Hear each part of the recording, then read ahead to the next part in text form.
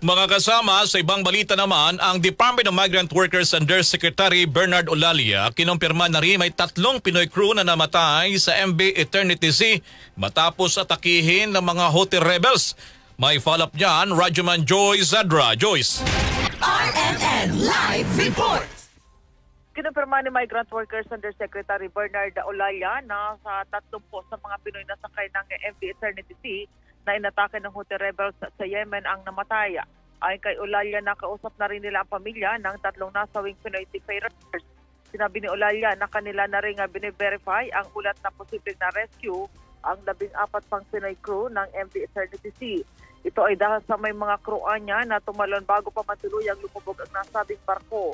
Pinaniniwalaan niya na na-rescue ng mga dumadaon na barko ang ilang Filipino seafarers. Gayunman, nagpapatuloy ang search and negotiation efforts niya sa mga hindi pa nakikitang tripulanting Pinoy.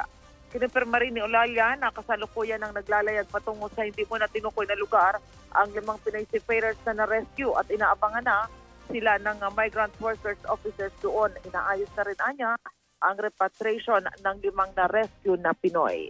Kasama mo sa DZXL Manila, Radyoman Joyce Colliantes, Adra, Tatak, RMN.